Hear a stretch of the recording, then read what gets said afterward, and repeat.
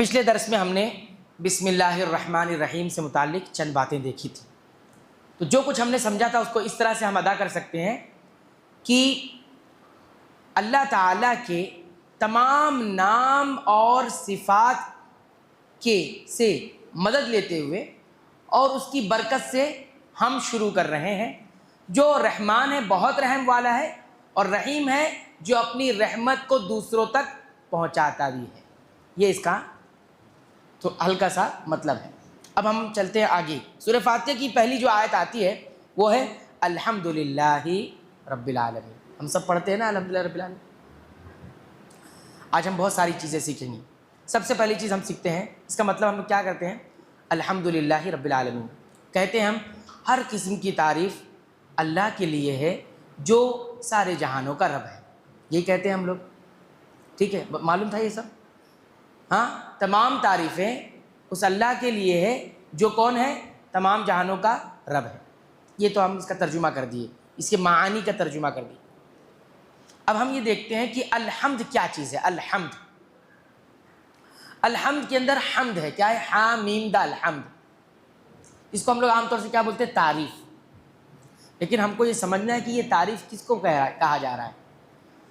حمد کا معنی کرتے ہوئے علماء کہتے ہیں کہ حمد کی تعریف اور ڈیفینیشن یہ ہے وصف المحمودی بالکمال مع المحبت والتعظیم۔ دیکھیے، ایک ہوتا ہے تعریف کرنے والا، ٹھیک؟ ایک ہوتا ہے جس کی تعریف کی جا رہی ہے، اور ایک ہوتا ہے تعریف۔ تین بات ہوگی۔ تعریف کرنے والا کون ہے؟ ہم ہیں۔ تعریف جس کی جا رہی کون ہے؟ اللہ ہے۔ اور تعریف آج ہم کو سمجھنا ہے۔ تو کہتے ہیں تعریف کرنے والا جس کی تعریف کر رہا ہے اس کو کمال سے متصف کرے کہ کامل ہے تو، کیا ہے؟ کامل ہے تو، پرفیکٹ ہے، کمال ہے تیرے اندر۔ اس کو کیا کہا جاتا ہے؟ حمد کہا جاتا ہے۔ لیکن اتنا ہی نہیں، بلکہ محبت کے جذبات کے ساتھ اور تعظیم کے جذبات کے ساتھ جب یہ پورا کا پورا مکمل ہو جائے گا تب اس کو حمد کہتے ہیں۔ آئی بات سمجھ میں؟ نہیں آئی؟ نہیں ہے صحیح سمجھ میں؟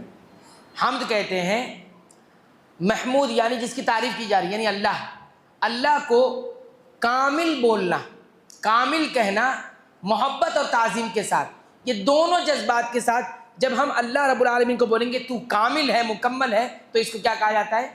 حمد کہا جاتا ہے۔ اب اللہ تعالیٰ تین اعتبار سے کامل ہے۔ ایک ذات کے اعتبار سے کامل ہے، پرفیکٹ ہے، کوئی اس کی ذات میں نقص نہیں، کوئی عیب نہیں۔ ایک اپنی صفت میں، اس کی جتنی صفت ہے، جتنے نام ہیں، اس میں وہ کامل ہے، مکمل ہے، اس میں کوئی عیب نہیں۔ اور ایک اپنے فعل میں وہ کامل ہے، جو کام وہ انجام دیتا ہے اس میں وہ پرفیکٹ ہے، کامل ہے، اس میں کوئی عیب نہیں۔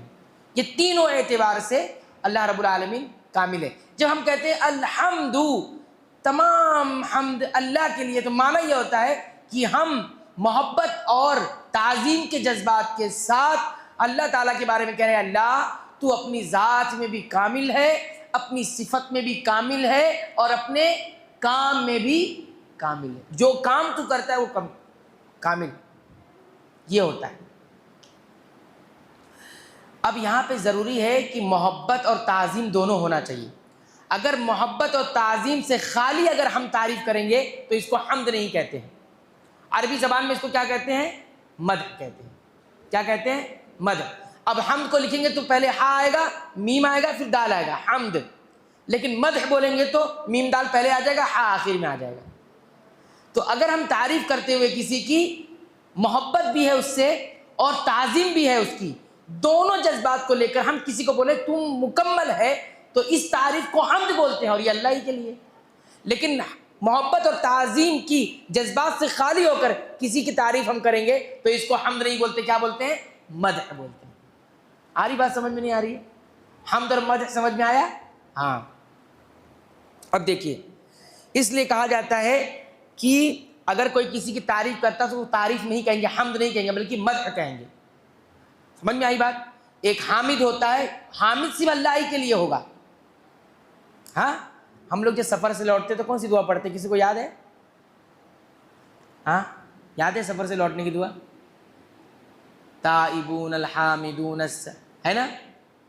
یاد ہے؟ تو اس میں حامدون آیا ہے نا، تو اللہ کے لیے حامد ہوتے ہیں، ٹھیک ہے، وہ صرف اللہ کے لیے۔ اب اگر وہ اس لیے کہہ رہے ہیں کہ دیکھیے انسان کبھی کبھی کسی کی تعریف کرتا ہے نا، تعریف کرتا ہے، لیکن تعریف میں سامنے والے کی جس کی تعریف کر رہا ہے اس کے لیے نہ تو محبت دل میں ہوتی ہے اور نہ ہی تعظیم ہوتی ہے، بس کوئی خوبی کو دیکھ لیتا ہے، تعریف کر لیتا ہے، بھائی آپ بہت کمال کے ہو، کیا بہت کمال کے ہو، بہت اچھا کیا آپ نے، تعریف ہو رہی ہے، لیکن اس میں کیا ہوتا ہے، محبت اور تعظیم نہیں ہوتی، تو یہ مدح ہوتی ہے، کیا ہوتی ہے؟ مدح ہوتی ہے۔ دیکھیے آپ دیکھیں گے بہت سارے شعراء جو ہوتے تھے، شاعر، اب وہ بادشاہ کے پاس جاتے اور گورنروں کے پاس جاتے اور وہ بیان کرتے ان کی تعریف میں۔ تو یہ جو شعراء ہوتے ہیں، شاعر حضرات، جن کو ہم کوی کہتے ہیں آج کے دور میں، تو وہ جب بادشاہوں کے پاس جاتے اور تعریف کرتے تو ان کے اندر بادشاہ سے محبت نہیں ہوتی ہے اور نہ تعظیم ہوتی ہے، بلکہ وہ جو بادشاہ کا مال ہے نا اس سے ان کی محبت ہوتی ہے کہ یہ مال مجھے ملے گا، تو اس کو تعریف کہیں گے نہیں۔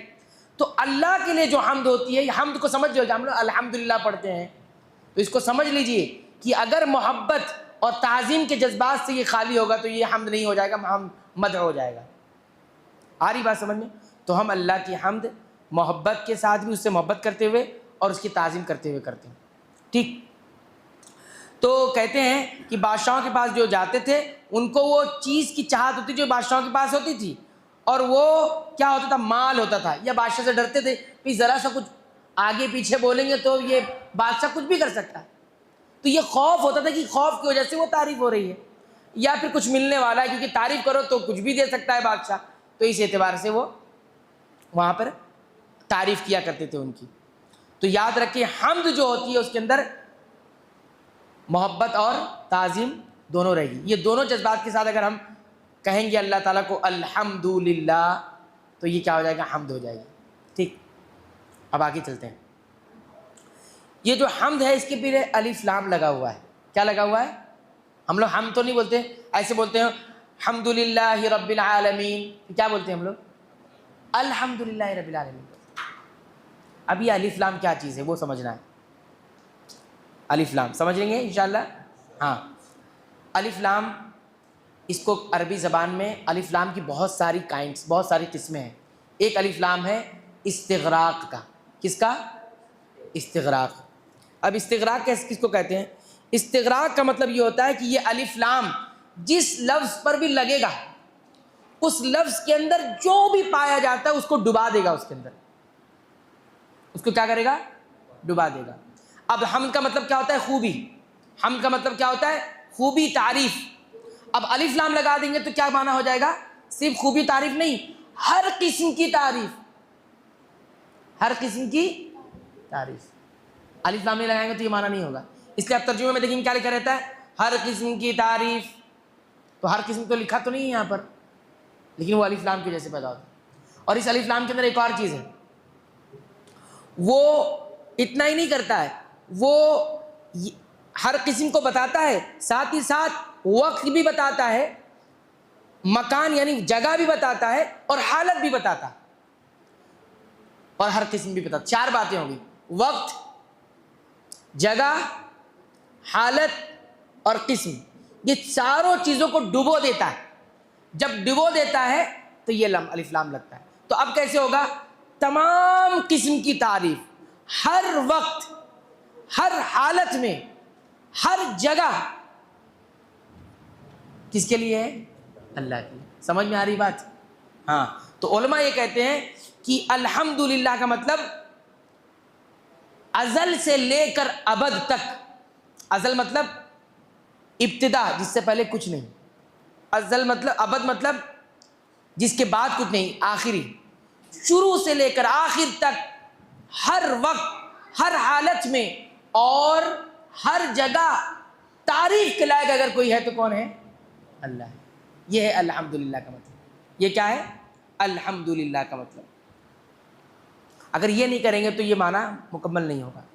تو الحمد کا مطلب ہوتا ہے ہر قسم کی تعریف، ہر وقت، ہر جگہ، ہر حالت میں، کس کے لیے ہے؟ اللہ کے لیے۔ سمجھ میں آ گئی؟ آگے چلتے ہیں۔ پھر آیا ہے للہ، ہم لوگ ترجمہ کیا کرتے ہیں؟ اللہ کے لیے. تو للہ اللہ مطلب اللہ ہوتا ہے، اور لام جو لگتا ہے اس کا مطلب کیا ہوتا ہے؟ لیے. کیا ہوتا ہے؟ لیے. آل پریز ٹو اللہ. کیا کہتے ہیں؟ آل پریز ٹو اللہ. تو وہ ٹو کا معنی کس سے نکلتا ہے؟ لیے سے، لام سے نکلتا ہے. اب یہ لام کون سا ہے؟ یہ لام کون سا ہے یہ بھی سمجھنا ہے. یہ لام دو ہے. ایک لام ہوتا ہے اختصاص کا، اور ایک لام ہوتا ہے استحقاق کا. پہلے ہم نے کیا سیکھا تھا؟ استغراق کا، الف لام ہے، ڈبو دینا سب کو.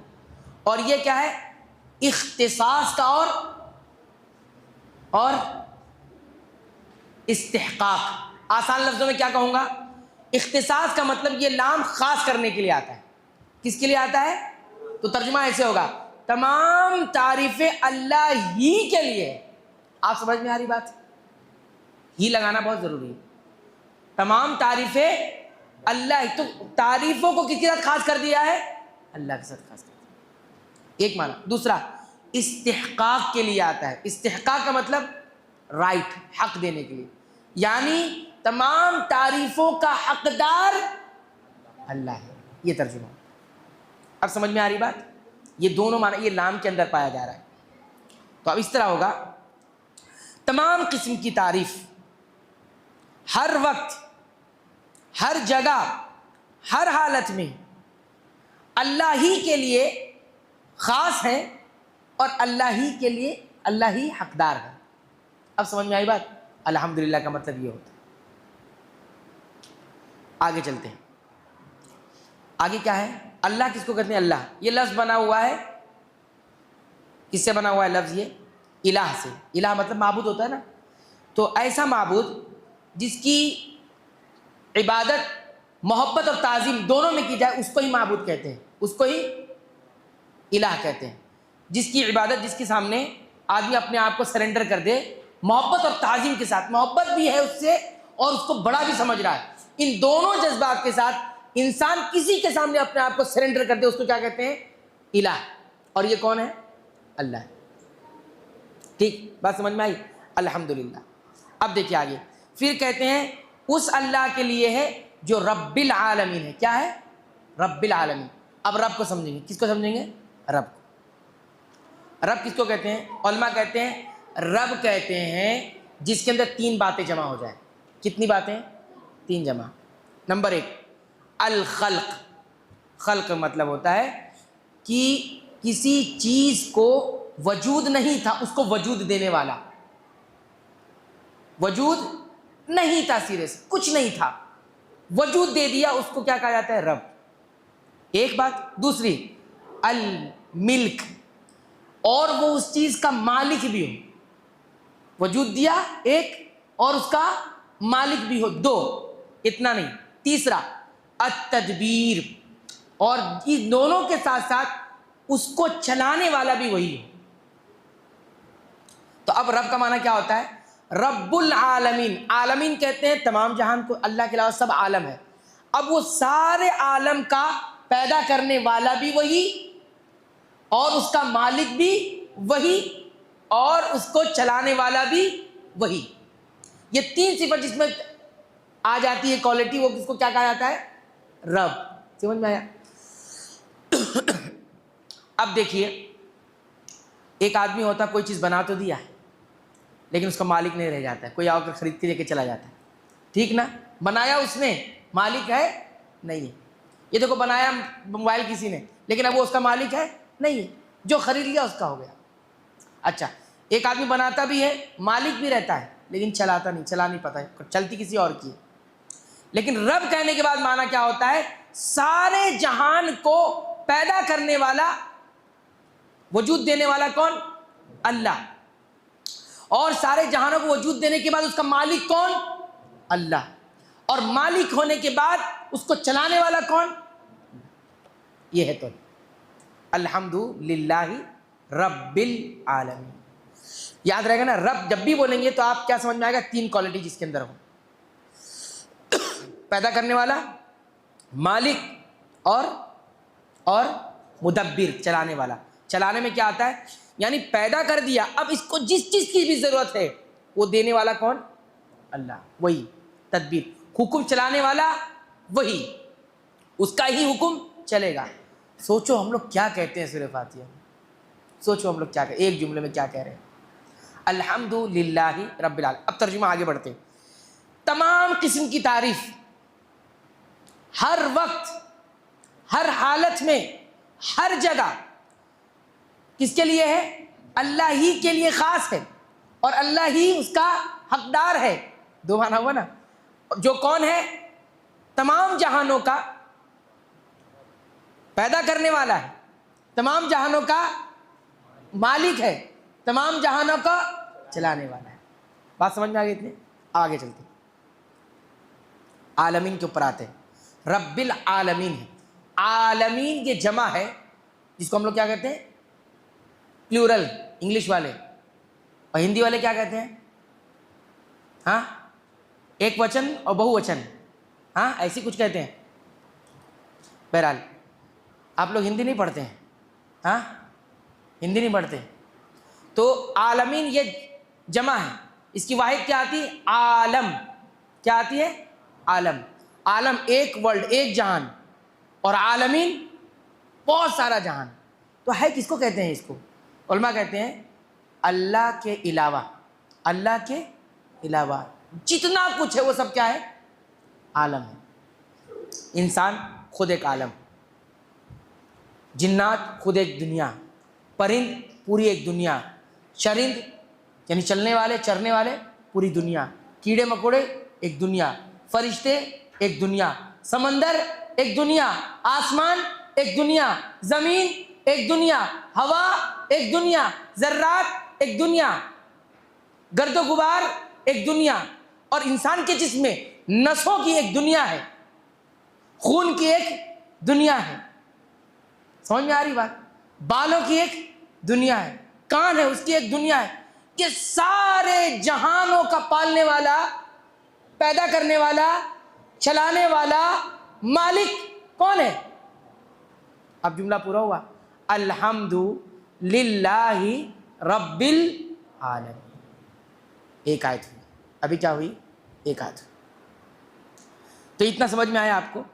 اب ایک بات اور ہے سمجھنے کی، بہت اچھا نکتہ ہے، سمجھ کے جائیے.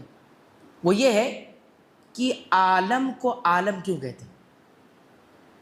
قرآن میں تو آ گیا نا، عالم کو عالم کیوں کہتے ہیں؟ تو عالم کا مطلب یہ علم سے بنا ہوا ہے. کس سے بنا ہوا ہے؟ علم لفظ سے. ایک ہوتا ہے علم اور ایک ہوتا ہے زبر کے ساتھ علم. علم کا مطلب ہوتا ہے نشانی. کیا ہوتا ہے؟ نشانی. اور عالم کا مطلب جھنڈا بھی ہوتا ہے. جھنڈا اصل میں نشانی کے لیے استعمال ہوتا تھا. یہ جنگ ہوتی تھی نا، تو جنگوں میں سب ٹکڑی بنائی جاتی تھی، تو یہ اس کے بعد جھنڈا ہوتا ہے، علامت ہوتا ہے کہ یہ فلاں گروہ کا، یہ فلاں کام کے لیے، فلاں کام کے لیے. جھنڈا علامت کے طور پر استعمال ہوتا ہے. تو عالم کو عالم اس لیے کہا جاتا ہے کیونکہ یہ علامت ہے، نشانی ہے، یہ بتاتا ہے کہ ان کا پیدا کرنے والا کوئی ہے. سمجھ میں آ رہی بات کی نہیں؟ ہر ڈاٹ، ہر نقطہ یہ بتاتا ہے کہ لگانے والا کوئی ہے. سمجھ میں آ رہی بات؟ عقلی دلیل. کہیں بھی آپ نشان دیکھ لیں گے نا، تو آپ یہ نہیں کہیں گے خود بخود لگ گیا ہے. کوئی کہے گا خود بخود ہو گیا، کوئی ہے لگانے والا. تو ایسی پوری دنیا، پوری دنیا سے مراد یہ دنیا ارض والی نہیں، یہ تو ارض ایک دنیا ہے، اس کے علاوہ کئی دنیا ہے، وہ آپ لوگ زیادہ بہتر پڑھتے ہیں جو سائنس وغیرہ اور جو بھی ہے. تو یہ کہا گیا کہ جتنی بھی مخلوقات ہیں، پیدا کی ہوئی چیز، خالق کے علاوہ سب مخلوق ہے، تو وہ سب اس بات کی دلیل ہے کہ اس کا کوئی خالق ہے جو اتنی قدرت والا ہے، اتنی حکمت والا ہے، اتنی رحمت والا ہے، اور اتنا غلبے والا ہے. ظاہر سی بات ہے یہ پورے جہان کو پیدا کرنے والا کوئی ہے نا، اور وہ ظاہر سی بات ہے بہت طاقتور ہے، اور ظاہر سی بات ہے بہت حکمت والا ہے. کیسا بنایا ہے؟ کیسا بنایا ہے؟ صرف آنکھوں کا نظام دیکھو آپ، انگلیوں کا نظام دیکھو، صرف کانوں کا نظام دیکھو آپ، بالوں کا نظام دیکھو آپ، جسم کے نسوں کا نظام دیکھو آپ، اور خون کے دوران کا نظام دیکھو آپ. جو پیدا کیا وہ کون ہے؟ کون ہے وہ؟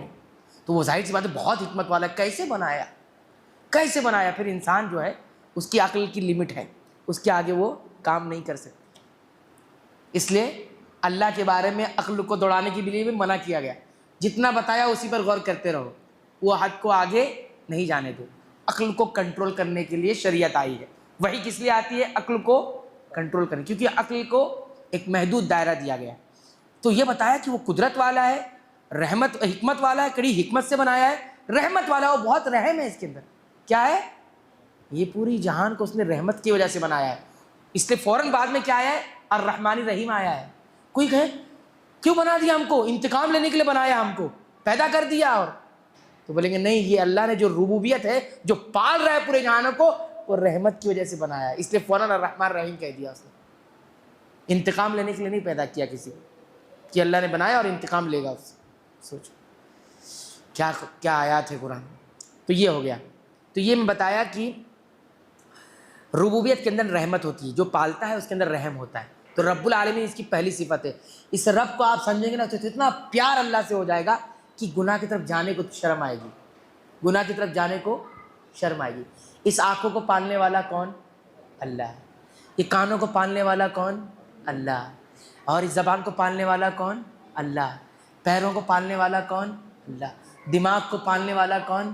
اللہ. دماغ کو جو جو ضرورت ہے وقت وقت سے دینے والا کون؟ اللہ. پھر اس کی نافرمانی کیسے؟ یہ ہے محبت. اس کو کہتے ہیں محبت. تو الحمدللہ رب العالمین کا معنی ہم نے آپ کو سمجھا دیا. امید ہے کہ سمجھ میں آیا ہو. اللہ تعالیٰ سے دعا کرتے رب العالمین تو ہمیں قرآن حکیم کی پابندی سے تلاوت کے ساتھ ساتھ اس پر غور کرنے کی توفیق عطا فرما، اس کو سمجھ کر پڑھنے کی توفیق عطا فرما. واللہ میں بتا رہا ہوں، جس دن آپ کو قرآن حکیم خود سے سمجھ آ گئی، اس دن آپ اپنی ماضی کی زندگی پر پچھتائیں گے. اس دن آپ کی حقیقی عید ہوگی کہ آج مجھے قرآن سمجھ میں آیا خود سے. اس کے اندر وہ چیز ہے. اس آیت کریمہ سے پہلی آیت سے ہمیں 4 باتیں سیکھنے کو ملی. وہی باتیں کر کے بات مکمل کر دیں گے. 4 باتیں ہمیں سیکھنے کو ملی. نمبر 1، یہ معلوم ہوا اس آیت کریمہ سے ہمیں کہ اللہ تعالیٰ کے لیے کامل ہونے کا ثبوت ہمیں ملا کہ اللہ کامل ہے. اور ہم نے بتایا اللہ کتنے باتوں میں کامل ہے؟ کتنی باتوں میں؟ 3. نمبر 1 اپنی ذات میں، نمبر 2 اپنی صفت میں، نمبر 3 اپنے کام میں کامل ہے، کوئی عیب نہیں اس کے اندر. تو حمد کہہ کر ہم اللہ کے لیے کچھ ثابت کرتے ہیں. اللہ کے لیے کچھ ثابت کرتے ہیں. کیا ثابت کرتے ہیں؟ اللہ کے لیے پرفیکشن کرتے ہیں. پرفیکشن کہ اللہ پرفیکٹ ہے. یہ تو بہت چھوٹا لفظ ہے، ٹھیک ہے، لیکن سمجھانے کے لیے. اور یہ بات ہمیں اس طرح معلوم ہوتی ہے کہ الف لام اس میں لگا ہوا ہے. ٹھیک، یہ پہلی بات ہمیں معلوم ہو. دوسری بات جو اس آیت سے ہمیں معلوم ہوتی ہے، اس پہلے آیت سے سیکھنے کو ملی، وہ یہ کہ اللہ تعالیٰ ہی حمد کا، تعریف کا حقدار ہے، اور اللہ تعالیٰ ہی تعریف کا کیا ہے؟ تعریف کے لیے خاص ہے. تعریف کے لیے حقدار ہونا اور مخصوص ہونا، یہ دونوں الگ الگ چیز ہے. کیونکہ اس میں جو لام تھا، لام للہ جس میں ہے، وہ لام کا معنی کیا ہوتا ہے؟ لیے. آل پریز ٹو اللہ، ایسے بولتے ہیں انگلش والے، یہ تمام تعریفیں اللہ کے لیے. تو ٹو کا جو معنی دیتا ہے وہ کون؟ لام سے ہے. تو یہ جو لام ہے کس لیے ہے؟ 2 چیز کے لیے. ایک تو تمام قسم کی تعریفوں کا حقدار اللہ ہے، اور تمام قسم کی تعریفیں کس کے لیے خاص ہے؟ اللہ کے لیے خاص ہے. اب اس کو ایسے کہتے ہیں ہم لوگ، القلم لک، قلم آپ کے لیے. ٹھیک ہے، القلم لک، قلم آپ کے لیے. اور ایک ہوتا ہے لک القلم، آپ ہی کے لیے قلم ہے، آپ ہی کے لیے قلم ہے. ایسے قرآن میں اور بھی ہے آیت. شیطان کے بارے میں کیا معلوم ہے آپ کو؟ شیطان کے بارے میں اللہ نے کیا کہا ہے؟ ان الشیطان لکم عدو مبین، شیطان تمہارا کھلا ہوا دشمن ہے. لیکن اس کا ترجمہ یہ نہیں کریں گے شیطان تمہارا کھلا ہوا دشمن. کا ترجمہ کیا ہوتا ہے؟ شیطان تمہارا ہی کھلا ہوا دشمن ہے. اب سمجھ میں آئی بات؟ ہاں، اس لیے پہلے لکم ہے، ان الشیطان لکم عدو، لکم مطلب تمہارا. تو اگر بولنا تھا کہ شیطان تمہارا دشمن ہے تو کیسے بولنا تھا؟ ان الشیطان عدو مبین لکم. کیا مطلب ہوگا؟ بے شک شیطان تمہارا دشمن ہے، یہ ترجمہ ہوگا. لیکن کیا اللہ نے کہا ہے؟ نہیں، ان الشیطان لکم عدو مبین، بے شک شیطان تمہارا ہی دشمن ہے.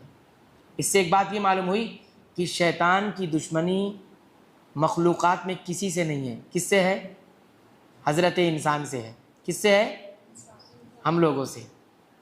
تو اس کو دشمن ہی سمجھ کر اس کے ساتھ معاملہ کیا جائے. اس کو دوست جس نے بنا لیا تو وہ کہاں جائے گا؟ لیکونوا من اصحاب السعیر، وہ جہنم میں جائے گا. اس کو جس نے دوست بنا لیا. تو دوست کس کو بنائے گا؟ رحمان کو کہ شیطان کو؟ رحمان کو. تو یہاں یہ بات معلوم ہوئی ہم کو کہ کامل خوبی اللہ ہی اس کا حقدار ہے اور اللہ ہی کے لیے مخصوص ہے. اور ہم نے ایک چیز اور بتائی تھی، حمد اور مدح. کوئی بتائے گا فرق کیا ہے حمد اور مدح میں؟ کون بتائے گا؟ آپ موجود تھے؟ ہاں بتائیے آپ. ہاں، اور مدح. ہاں یہ ہوئی بات. میں تو ایسے ہی درس ہوتا ہے ہمارا، یاد ہو جائے. تو حمد اور مدح میں سمجھنا ہے. حمد کہتے ہیں تعظیم اور محبت کے جذبات کے ساتھ کسی کی تعریف کرنا، اور مدح کہتے ہیں نہ تو تعظیم ہے دل میں اور نہ محبت ہے، بس کسی خوبی کو دیکھ کر انسان کیا کرتا ہے؟ تعریف کرتا ہے. یہ حمد اور مدح میں فرق ہے. آگے چلیں. اب دیکھیے، آپ دیکھیں گے کہ نبی کریم صلی اللہ علیہ وسلم ہر حال میں اللہ کے حمد بیان کرتے تھے. دو حالت ہوتی ہے انسان کی. ایک تو حالت یہ ہوتی ہے کہ وہ خوش ہوتا ہے، اس کو سب کچھ ملا ہوا ہوتا ہے، خوش ہوتا ہے. ایک حالت یہ ہوتی ہے کبھی پریشان ہوتا ہے، کچھ نہیں ملا ہوتا ہے، کوئی چیز پریشان کر رہی ہوتی ہے. نبی کریم صلی اللہ علیہ وسلم دونوں صورت میں، دونوں حالتوں میں اللہ کی حمد بیان کرتے تھے. دیکھیے حضرت عائشہ رضی اللہ تعالیٰ عنہ بیان کرتی ہے، یہ ابن ماجہ کی روایت ہے، صحیح روایت ہے. فرماتی ہیں کہ نبی کریم صلی اللہ علیہ وسلم کو جب خوشگوار چیز ملتی، اچھی چیز ملتی جو خوش کرتی آپ کو، تو آپ کیا کہتے تھے؟ الحمدللہ الذی بنعمتہ تتم الصالحات. تمام قسم کی حمد و ثنا اس اللہ کے لیے ہے جس کی نعمت سے ساری نیکیاں مکمل ہوتی. یہ پورا سینٹنس پڑھتے تھے، الحمدللہ الذی بنعمتہ تتم الصالحات. یاد نہیں ہے؟ تتم الصالحات یہ کب پڑھتے تھے؟ جب آپ صلی اللہ علیہ وسلم کو کوئی اچھی چیز ملتی یا کوئی چیز خوش کرتی. وہ کچھ بھی ہو سکتا ہے، کوئی چیز ہو سکتی ہے، کوئی شخص ہو سکتا ہے، زندگی کچھ بھی ہو سکتی ہے. جو خوش کرے گی اس کے لیے یہ پڑھتے تھے. لیکن آگے فرماتی ہے جب اس کے برخلاف اگر آپ صلی اللہ علیہ وسلم کو کوئی چیز ملتی، یعنی آپ صلی اللہ علیہ وسلم غمزدہ ہوتے، کوئی چیز پریشان کرتی، تو آپ کیا کہتے؟ الحمدللہ علی کل حال. ہر حال میں اللہ کی تعریف ہے. تو اللہ کے نبی صلی اللہ علیہ وسلم کے اس قول سے، اس بات سے پتہ یہ چلا کہ اللہ کی تعریف ہر حالت میں کرنی ہے. چاہے آپ خوش ہوں تب بھی کرنی ہے، چاہے آپ ناخوش ہوں تب بھی کرنی ہے. یہی معنی ہے الحمدللہ رب العالمین کا. دو بات ہو گئی. تیسری بات آپ غور سے سنیے گا، اور اس کا سوال کل میں کروں گا انشاءاللہ. نہیں انشاءاللہ آئیں گے کل؟ آپ آئیں گے کل انشاءاللہ؟ کیا نام ہے آپ کا؟ ہاں آپ کا نام کیا نام ہے ان کا؟ بلاغ المبین نام ہے آپ کا؟ ماشاءاللہ پہلی بار نام سنا بلاغ المبین. چلے ٹھیک ہے، آپ کا نام تو ہمیشہ یاد رہے گا. تو بلاغ المبین کل آئیں گے انشاءاللہ نا، کوشش کریں کل آئیں گے. تیسری بات ہمیں یہ معلوم ہوتی کہ اللہ تعالیٰ نے اپنی الوہیت کا ذکر اس آیت میں پہلے کیا ہے اور ربوبیت کا ذکر بعد میں کیا ہے. یعنی اپنے معبود ہونے کا ذکر پہلے کیا. کیا کہا؟ الحمدللہ. للہ مطلب، للہ کا مطلب، اللہ کا مطلب کیا ہوتا ہے؟ اللہ معبود ہے نا. اور آگے کیا ہے؟ رب العالمین. رب ہونے کا ذکر بعد میں اور معبود ہونے کا ذکر پہلے ہے. ٹھیک ہے نا؟ تو کوئی سوال کرے کیوں ایسا ہے؟ اللہ نے اپنے معبود ہونے کا ذکر پہلے کیا اور رب ہونے کا ذکر بعد میں کیا، کیوں؟ جواب اس لیے کہ لفظ جلالہ، دیکھو اللہ کو ہم لوگ کیا بولتے ہیں؟ لفظ جلالہ. لفظ جلالہ یہ جو اللہ کا جو لفظ ہے یہ اللہ کا خاص نام ہے، اور اس کے بعد جتنے اللہ کے نام اور صفات آئیں گے سب اس کے تابع ہیں. کیا ہے؟ تابع ہے. پہلے یہی ہے، اس کے بعد سارے نام اس کے آگے. سمجھ میں آ رہا ہے؟ اس لیے اللہ نے کیا کیا؟ لفظ اللہ کو پہلے ذکر کر دیا اور باقی سارے نام بعد میں آئیں گے. رب ہے رب العالمین، رحمان ہے، رحیم ہے، مالک ہے، ٹھیک ہے نا، اور سارے نام قرآن پڑھتے جائیے. یہ سب کب آئیں گے؟ بعد میں آئیں گے. آپ کبھی بھی دیکھیں گے لفظ اللہ پہلے آتا ہے، باقی نام بعد میں آتے ہیں. بہت کم ایسا دعاؤں میں آپ دیکھیں گے کہ پہلے کوئی لفظ آیا ہو. ہاں اگر آیا بھی ہے تو رب کا لفظ آتا ہے. ٹھیک ہے، تو ایک وجہ یہ ہو گئی کہ اللہ نے اپنا الوہیت، اپنے معبود ہونے کو پہلے بیان کیا اور رب ہونے کو بعد میں بیان کیا، ہے نا. یاد رہے گا یہ جواب. اللہ کا یہ نام خاص ہے اور سارے نام اس کے تابع ہے. اور ہم نے پچھلے درس میں بتایا تھا کہ اللہ جب آپ بول دیتے ہو تو اللہ کے سارے نام خود بخود اس میں آ جاتے ہیں. جب آپ بسم اللہ پڑھیں گے تو اللہ کے سارے نام سے آپ نے ابتدا کر دیے. سمجھ میں آ رہی بات؟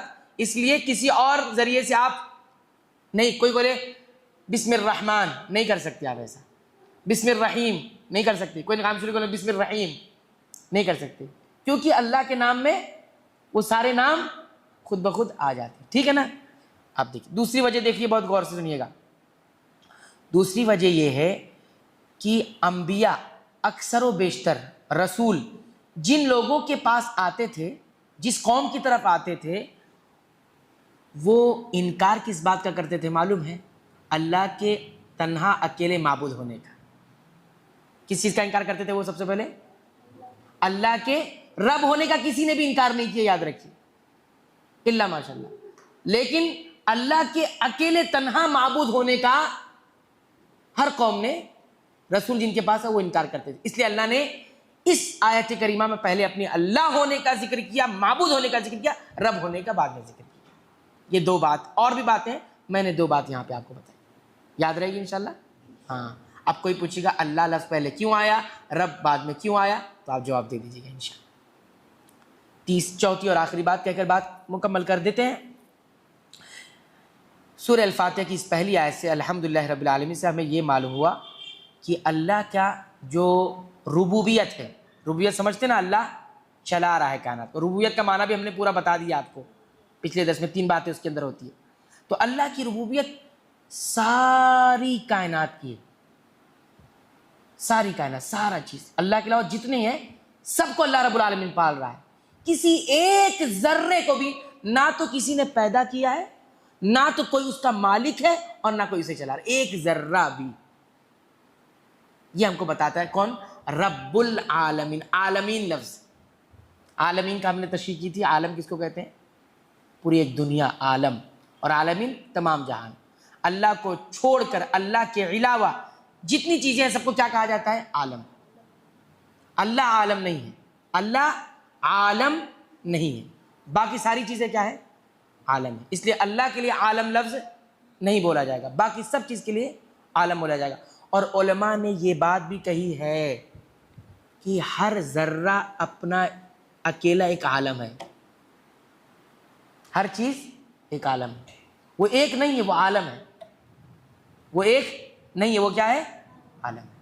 اور علماء نے یہ بھی بتایا کہ انسان خود ایک دنیا ہے. ایک انسان خود ایک دنیا ہے، پھر اس کے اندر کئی دنیا ہے.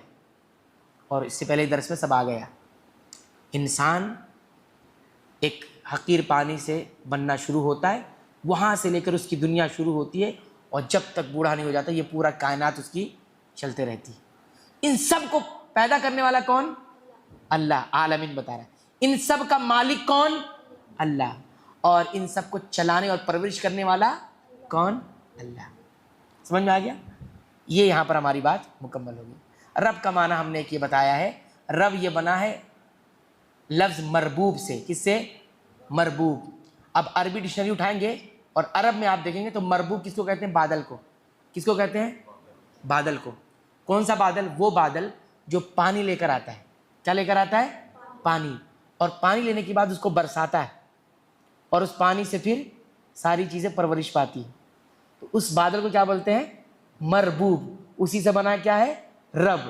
رب وہ ہے جو دھیرے دھیرے دھیرے سارے عالم کو پال رہا ہے، اس کی ضرورت پوری کر رہا ہے. جس وقت جتنی ضرورت پڑتی ہے اتنا وہ دے رہا ہے، مسلسل ہو رہا ہے. کل یوم ہوا فی شأن. سورہ رحمان یاد ہے؟ کل یوم ہوا فی شأن، ہر دن وہ اپنی شان میں ہوتا ہے، ہر دن وہ اپنی شان میں ہوتا ہے۔ ابن عباس رضی اللہ عنہ کہتے ہیں ہر دن وہ اپنی شان میں ہونے کا مطلب ہر دن وہ مصروف ہے، کسی فقیر کو امیر بنا رہا ہے، کسی امیر کو فقیر کر رہا ہے، کسی بے عزت کو عزت دے رہا ہے، کسی عزت دار کو بے عزت کر رہا ہے، کسی کی مشکل دور کر رہا ہے، کسی کی مشکل آسان ہو رہی ہے، کوئی شفا پا رہا ہے، کوئی بیمار ہو رہا ہے، کسی کو زندہ کر رہا ہے، کسی کو مردہ کر رہا ہے، ہوائیں چل رہی ہے، موسم بدل رہے ہیں، ذرے ذرے اڑ رہے ہیں، کائنات چل رہی ہے، یہ سب کل یوم ہوا فی شأن، وہ ہر دن اپنی شان میں رہتا ہے۔ یہ ہے معنی عالمین کا اور رب کا، ٹھیک ہے۔ اللہ تعالیٰ سے دعا ہے رب العالمین تو ہمیں قرآن حکیم کی پابندی سے تلاوت کی توفیق عطا فرما، اس کو سمجھ کر پڑھنے کی توفیق عطا فرما، اس میں تھوڑا بہت غور کرنے کی بھی توفیق عطا فرما۔ اے اللہ تو ہمیں اپنا حقیقی تعارف حاصل کرنے کی توفیق عطا فرما۔ اے اللہ تو ہمیں بخش دے، ہمارے والدین کو بخش دے، تمام مسلمانوں کو بخش دے، تمام اہل توحید کو بخش دے۔ اے اللہ جو بیمار ہیں ان کو شفا عطا فرما، اے اللہ جو بھٹک گئے ان کو ہدایت عطا فرما، اے اللہ جو ہدایت پر ان کو استقامت عطا فرما، جو استقامت پہ رب العالمین ان کی نیکیوں کو قبول فرما لے۔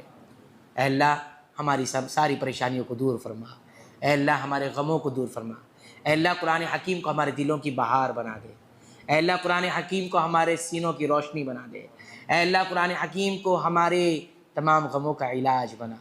یہ وہ دعائیں ہیں جو نبی کریم صلی اللہ علیہ وسلم کیا کرتے تھے، ان تجعل القرآن ربیع قلبی ونور صدری وجلاء حزنی وذہاب ہمی، آمین، تقبل یا رب العالمین۔